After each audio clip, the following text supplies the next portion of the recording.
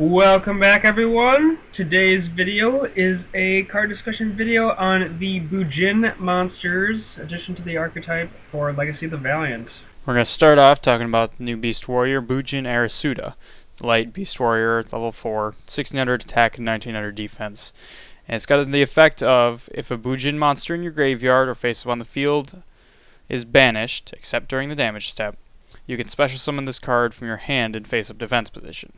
Once per turn, during the end phase, if a Bujin card is added from your deck to your hand this turn, except by drawing it, while you control this face-up card, you can draw one card, then discard a card. You can only control one Arasuda. So, essentially, this is just going to give you some extra Bujin power, allowing you to put Bujins in the graveyard. After, let's say, on your turn, you have your Yamato on the field, you use a Quillen in the graveyard and banish that. You'll be able to special summon your Arasuda, and then during the end phase, when you search out a Bujin card with your Yamato, you're also going to be able to do this card's effect to draw a card and then discard another card. It's really nice, and it's if a Bujin card is added from your deck to your hand by any method except by drawing, so like if you search it out through any other method, say with a Tenki or anything like that, you're still going to get this effect. And all that's required is Arasuda has to be on the field at the time. Which also comes in handy if you want to keep one monster on the field for Kaiser Coliseum. If you want to still use this card's secondary effect before you Xyz summon to keep Kaiser Coliseum, to keep one monster on the field, you can use a different card to search out a Bujin, and then use this card's effect to draw a card and discard a card, and then go for your Xyz summon play. Like we mentioned earlier, it's actually fairly easy to get off its special summon effect due to how many of the Bujingi monsters banish themselves from their graveyard to use their effects. So when you use an effect, you can get this guy out. And it's pretty easy to special summon on either player's turn, since you can use like Turtle or something like that on your opponent's turn, or Hair in response to your opponent's cards, whereas on your turn you can use like Centipede or Quillen. Alright, next we're going to move on to Gingy Peacock. It's a light winged beast effect monster, level 4, with 1800 attack and 700 defense. Its effect is, during your main phase 2, you can send this card from your hand to the graveyard, add one Bujin monster from your deck to your hand. You can't activate cards or effects the turn you activate this effect except Bujin cards. You can only use the effect of Gingy Peacock once per turn. So, of course, this card has a little bit of restriction on it where you can only use Bujin cards, but since you, of course, are using this on your turn, since it's during your main phase 2, it shouldn't be too much of a problem. You have all your Bujin support in the graveyard, whether it be for the use on your turn or your opponent's turn for protection. And then you're still going to be able to use like trap card protection on your opponent's turn to protect your monsters. So it's not too big of a deal to use this card to search out a Bujin from your deck. The one thing to note is you do have to be careful, because if you use any cards besides Bujin cards prior to your main phase 2, you can't use this card, because you can't activate cards or effects the turn you activate this effect.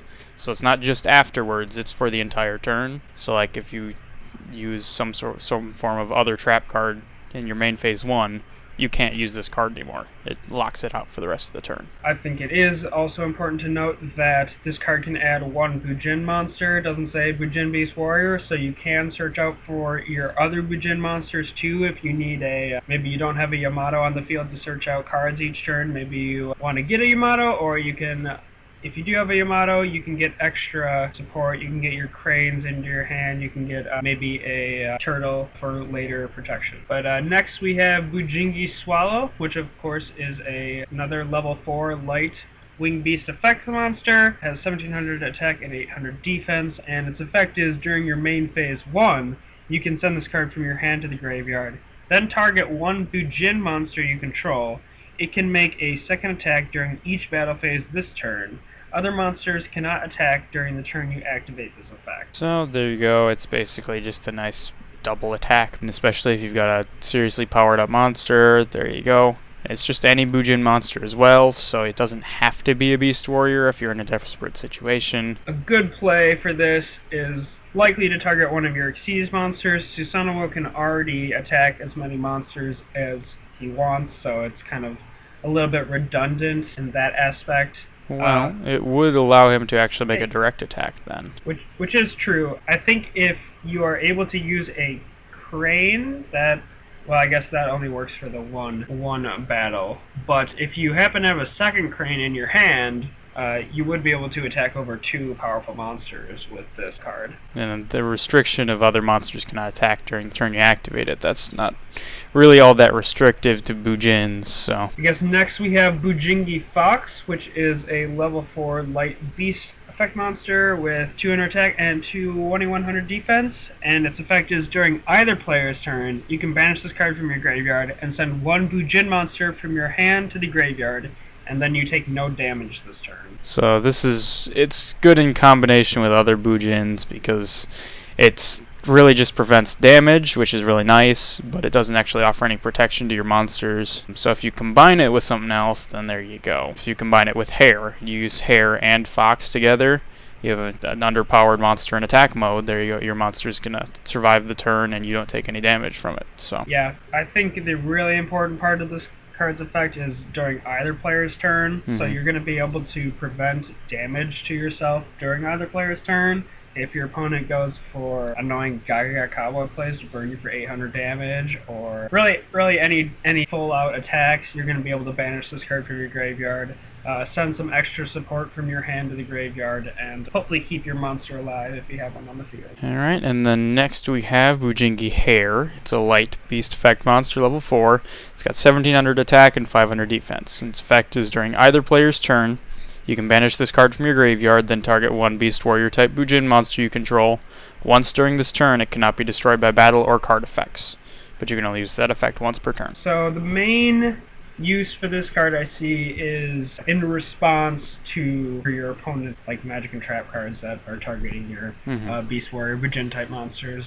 Basically, you summon your Yamato maybe, or your Mikazuchi, or your Arasuda, or maybe your Xyz monsters, and maybe they use a bottomless. Well, you can banish this card from your graveyard, and it will not be destroyed by this card effect. And thankfully it is a quick effect, so you can chain it to all sorts of cards like that, and obviously you can do it against battle as well, which is pretty nice. It does only provide the protection once, so if, for example, if they try to dark hole you and use this and then they try to attack over you, you're not going to be saved again, but the single protection is pretty nice. Luckily, you do have the additional support of your other Bujingi monsters in combination with Hair, so if they use a targeting magic or trap card, you're likely going to want to use your Bujingi Turtle, and then if you want additional support to help protect your monsters, you're going to use Hair from there on. Or if you have to use it against a card effect that doesn't target, then you're going to have to use Hair instead.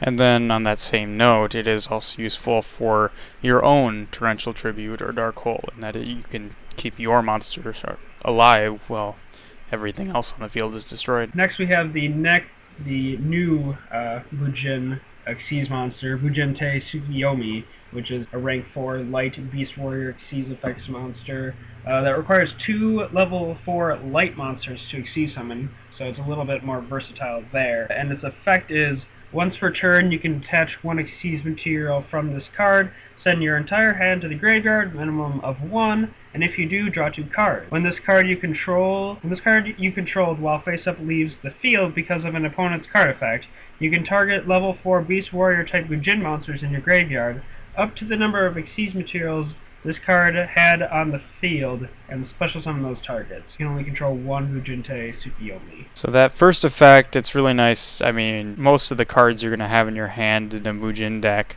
are likely going to be stuff you want in the graveyard. So discarding but sending your entire hand to the graveyard and then drawing 2 cards is usually not too much of a minus. You'll usually just get more cards in the end. And then the other nice thing is, especially if you can add more materials to this card, when it dies, you get all your materials back. So you can summon multiple Beast Warrior type monsters if you have them. Yeah, likely you're going to have a Bujin Yamato on the field, since that's sort of the thing Bujin players do. They try to keep their Yamato on the field at all times. So likely you're going to be able to get whatever Bujin you want into your hand, hopefully one that doesn't mind being in the graveyard.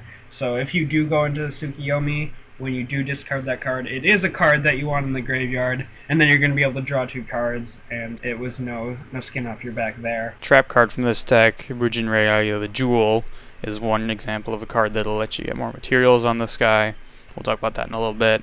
As well as Spirit Converter, since, all of your Bujin monsters are going to be level 4 light monsters, so you can use Spirit Converter to add more materials to this guy or any of your other Bujin Xyz as well. Which is very nice. It is also nice that this card can be used in any light deck, since it only requires 2 level 4 light monsters. So if you happen to have just one card in your hand that maybe you don't really care about, or maybe you maybe it's not the right card, you can ditch it and draw 2 cards, hopefully draw into something that will save you from the situation if need be. Next we have the new Bujin spell card, Bujin Unity, which is a normal spell, and its effect is if you control no other cards and have at least one other card in your hand, shuffle all Beast Warrior type Bujin monsters from your graveyard into the deck, minimum of 1, and if you do, send your entire hand to the graveyard, minimum of 1. Then, you can add up to 3 Beast Warrior type Bujin monsters with different names from your deck to your hand. You can only activate 1 Bujin Unity per turn. So this is it's a very good card if you can meet the restrictions to it. It's one of those cards where you have to have it set up perfectly in order for it to really make a difference, but when you do, it's going to make a huge difference.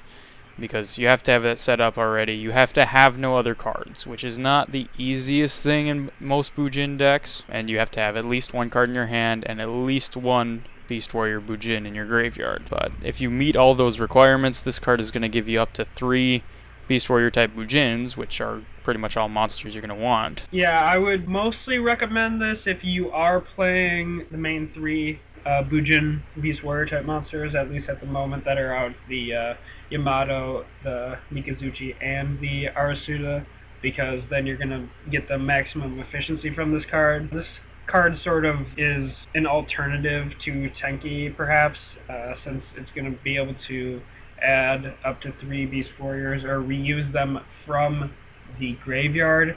And it sort of doesn't work that well with Tenki unless you happen to also be running Bear and you're able to destroy your Tenki and pop a card on the field, on your opponent's side of the field. Mm-hmm. It doesn't really work all that well with continuous spells and traps, since you can control no other cards when you activate this card.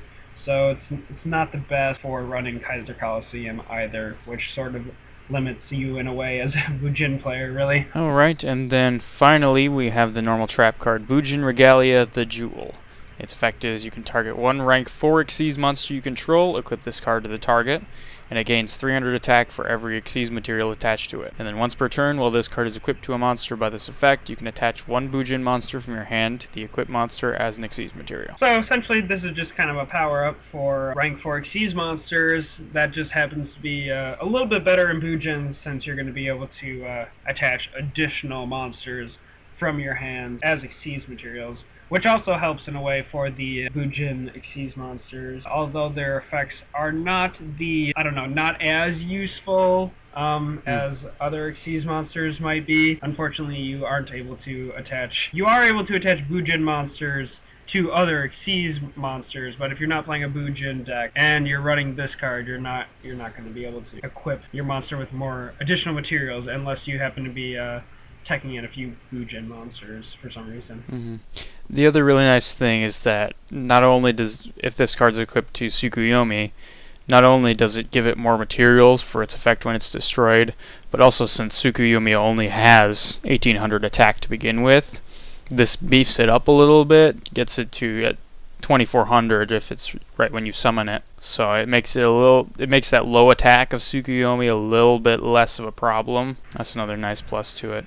And the one nice thing is, even if you don't have the Bujin cards, if nothing else, you can use this in any deck that runs rank 4 Xyz monsters. You can get them at least to 300 to 600 extra attack in most cases. Yeah, I guess another use would be with Kagasuchi. He already has 2500 attack, so the attack boost isn't that big of a deal, but Kagasuchi is going to be able to protect your other Bujin Beast Warriors or itself, sort of from destruction by battle or card effect.